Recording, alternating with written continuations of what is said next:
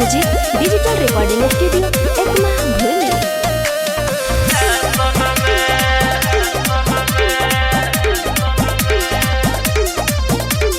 बनो जनी अपना के बड़का तू नेता, देखो तनी बाड़े तहर के तना चहेता काहे बाबू ढेरुआता।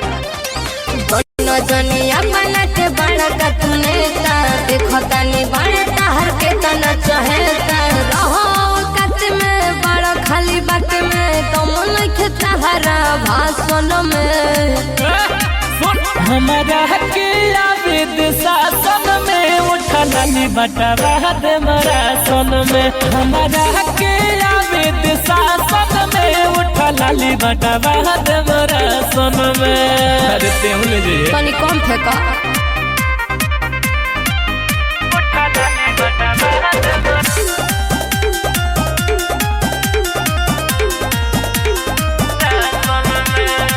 सुनाए बाबू रख तनी काबू, नहीं तो पड़ जाए भारी हो। कर तारा जवन वादा न मिली, सुने तू लगा बगारी हो। इतना ही मतलब अखिया के कजरो मिली, केसिया के कजरो मिली। ढेर जने आइले ढेर जने गइले, रह तू अनुशासन में। कमी हमारा के आवेद शासन में उठलाली बटवा दे मरा सन में। कमी हमारा के आवेद शासन में उठलाली बटवा दे मरा सन में।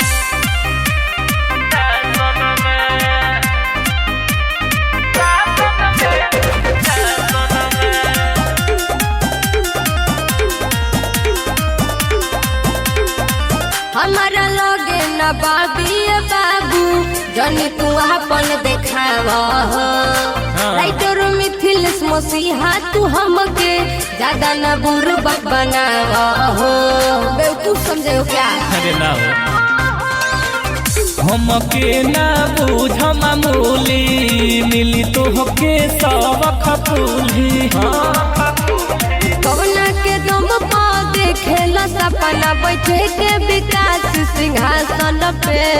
बोला सुनो कनी हमारा के आवेद शासन में उठलाली बटवा दे मरा सन में। कनी हमारा के आवेद शासन में लिपस्टिक बटवा दे मरा